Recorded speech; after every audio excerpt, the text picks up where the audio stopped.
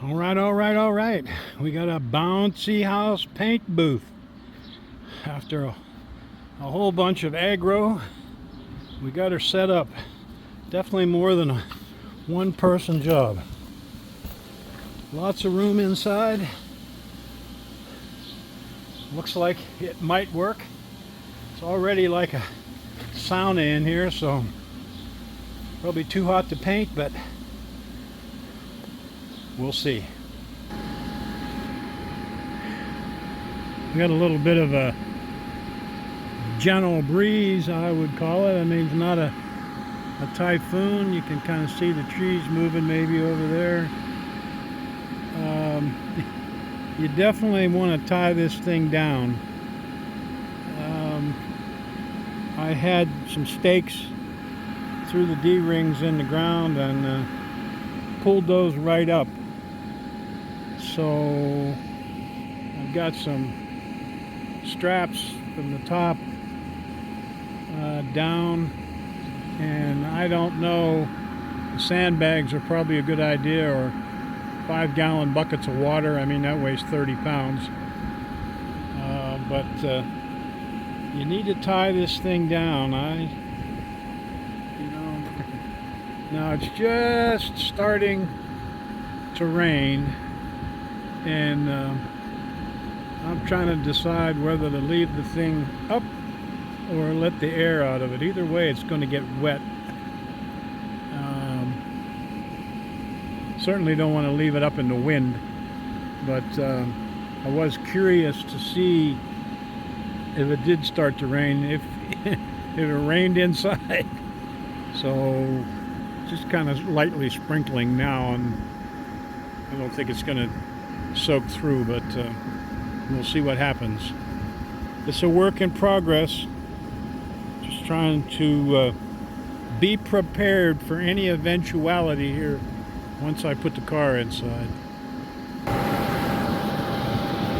Sorry for all that noise, but it seems almost impossible to keep this soft on this blower.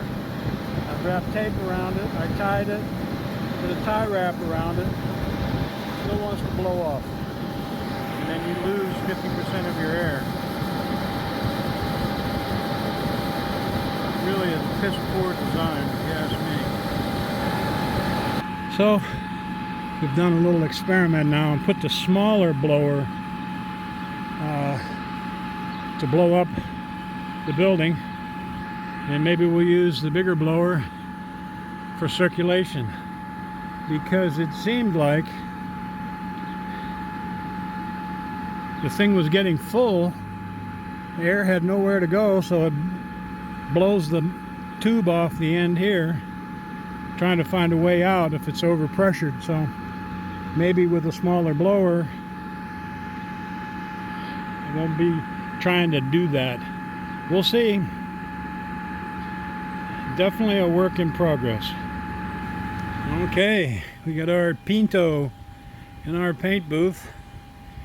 Rained last night, of course we knew it would, so we got some puddles inside we'll have to get rid of, but time to finish the tape job. Lots of room around it though, that's a good thing. Yeah, don't know how this is gonna turn out. It's kind of dark in here now, but we blasted some paint on there. We'll have to wait and see tomorrow whether we did any good or not. This is a lot more than what I remembered. All right, we got the light of day in our bouncy house paint booth. We're definitely all one color. That's about all I can say. We're gonna have to do a sit-down discussion about some of this, and I mean, it looks good. Definitely a 10-footer job. My cheesy plastic blew off the front wheel, so we've got some overspray there we're going to have to clean up. And there's a few places where we really need a little bit more paint, and probably more than a few places, you know, down here especially, where we don't have enough paint. We really need another coat on this thing, and today's a better day, but it's already getting to be like a sauna in here, so we're just going to have to see how the day goes. But we're going to give it a wipe here, and maybe a little scuff with a Scotch-Brite, see what we get. Well, that didn't take long. Definitely going to need more than the Scotch-Brite. We got our microfiber towel here, and boy, all you got to get, it's like Pebble Beach. So we'll get some 320 and go over it with that, and knock down some of this. There's a lot of reasons for the finish being that way, and we'll discuss them in a little bit. Alright, just a little work with some 320 dry. We can see that it's smoothed down reasonably well. I think what we're going to have to do, and you can see here versus here, we're going to have to get some guide coat and put on there, because we don't want to sand all the primer off that we just put on there, but we need to scuff that roughness down and think about putting a second coat on there. So it's getting really warm in the sauna tube here. I'm gonna have to set some fans up to blow some air through here if we're gonna be sanding. On to the next project. Alright, as we listen to the high-pitched whine of the air blower keeping us inflated here, you can see we've sprayed some what's called guide coat over this whole thing. It's a black paint of some type, but normally you would use this if you did a lot of body work on a panel, and you spray this on, and then you can block sand to make sure that your surface is nice and flat and level. You know, you sand until the black disappears. And what we're doing here is, because our primer is a little on the rough side, we D8'd it there for a little bit, so now we've got this guide coat, and we're going to hand sand until that goes away. We've done the front clip, the front fenders, and the hood, and I think we got a pretty nice smooth finish there now. If you don't get it smooth, it's not going to be smooth when you put the paint on. So worst case scenario is you end up with a two-tone paint job, orange plus whatever color you choose. So this is going to take a while, because I'm old and slow, and we'll get this thing scuffed down smooth again and decide whether or not we're going to put some more primer on it. We do have a couple of places that could use a little bit, and it's right there. We went through a little bit. I don't think it's life-threatening, but we'll make that decision later. Right now we got to get it down smooth enough to paint. So what do we think about this Vevor? Everybody else says it's a Vevor. I don't know, I like a Vevor. Bouncy house paint booth. Well, it's certainly big enough, I'll say that. But having said that, I wouldn't want anything much bigger than this Pinto in here. um, you got to have space to move around. And you know, this is a little bit longer car maybe, but a little bit wider, I don't think so. So it's we've kept the blower going here now a day and a half, I think, and it's still up, which is a good thing. There's a bit of aggro when you get it out of the box the first time and go to blow it up. You really need a helper or two. And doing it outside is even worse. We're outside next to our building.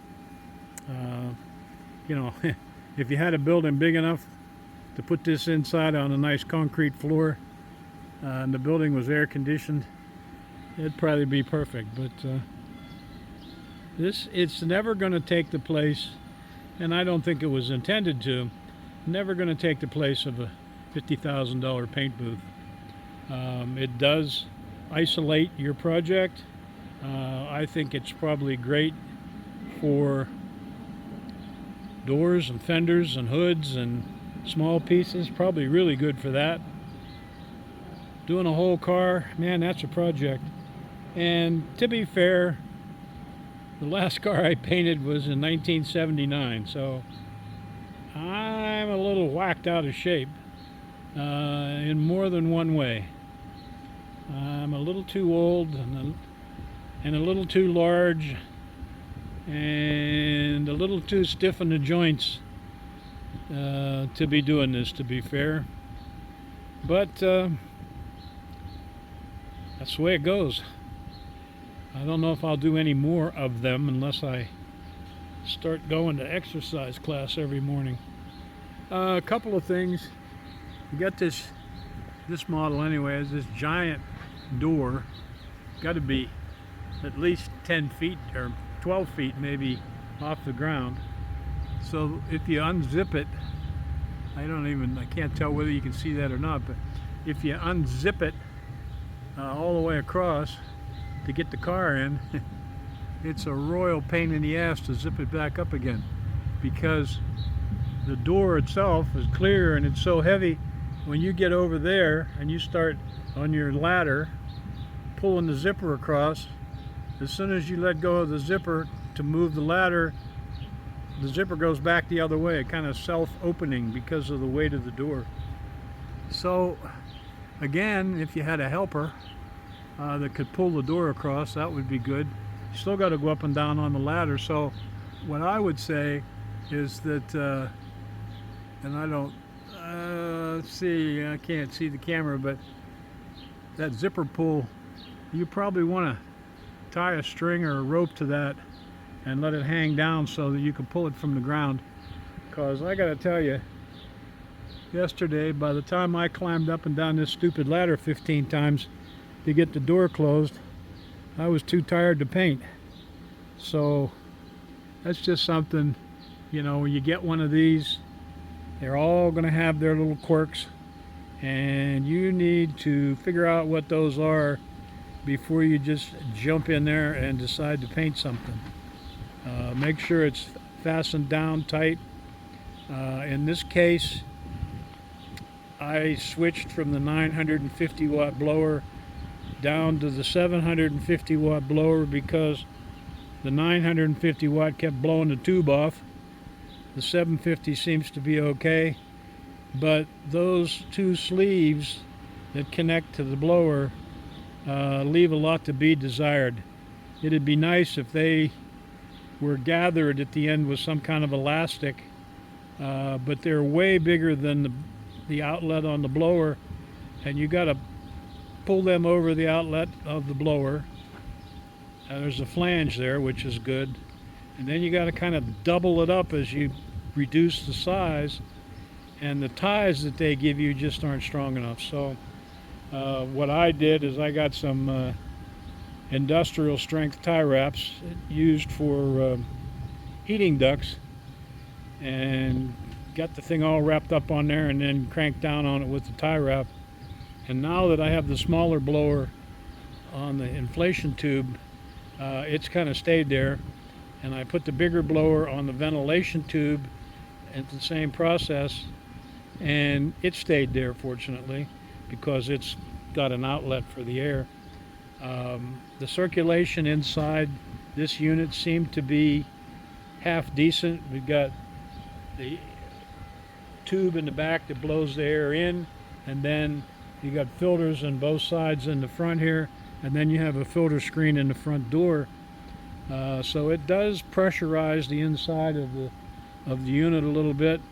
I think I came and opened this screen in the front a little bit just to get some of the air to flow in one end and out the other, but it wasn't unbearable. But I suspect with blasting a lot of clear or something, it could be ugly in there. So, just do your homework. I think if you think you're going to get one of these things, and take it out of the box and put your car in there and spray paint it all in the same day or a couple days, you got to rethink that. Just prepping the car, if you're by yourself, takes a fair amount of time. This particular car sits so doggone low to the ground that I had to put the front up on the ramps just because I couldn't get close enough to the floor to blast the bottom of the doors and the rocker panels. And the car's sitting low, compounded with my knees not wanting to bend. That made it double ugly. I also ran the 950 watt blower for the ventilation on my 2000 watt generator because I noticed that when the air compressor kicked on, the 750 watt blower, keeping the thing inflated, sort of groaned and slowed down a little bit while the compressor was running, and then when the compressor would kick off, you could hear it pick up speed again. So I can only imagine that the 950 on there would have made that worse, maybe kicked the breaker. I thought that those two outlets were on separate breakers, but could be not. So just to be safe, I ran the ventilation blower from the generator. That's one thing you really got to make sure of, electricity wise, because some people want to put lights in here and everything else. Make sure you got heavy cords and multiple breakers, otherwise you're going to have your house come down on your paint job. So that's it. Is it worth the money? I think I paid $700 somewhere around there for this thing. I've seen where people paid a lot more. It it really does what it's supposed to do, I guess you could say. And for somebody like me, listen, the whole goal here was to paint my own car, because a paint job is $5,000, $10,000. This paint job on here is probably going to be a 20-footer. Looks good from 20 feet away. But I think with the bouncy house and what I've spent on paint and materials, I'm probably at $1,200 to $1,400. Paint alone was $400 by the time you buy primer and activator and reducer and then the paint. And you need sandpaper and filters and sticks and cups and stand to hang your paint gun from, and you need a paint gun and a regulator and a water trap, and then you need a mask, and that's a whole nother story. I bought one of these face masks with the twin filters and tried to put it on yesterday, and it was sliding all over my face and I couldn't breathe, and it got tossed about 30 seconds after I tried to put it on. So if you're going to wear something like that, spend some time before you get started with your job. Make sure it fits right, it's adjusted properly and everything else. and probably not a good idea to wear one on a hot, steamy day. And that's probably the final thing. Um, I probably didn't pick the best time of year to do this job. Um, I suppose if it's 70 degrees and 40-50% humidity, that's cool. But I think we only get like one day like that here, so I've been trying. I waited as long as I could yesterday, almost too long, till it cooled off and the humidity went down, and at least I got it all one color. So there's that.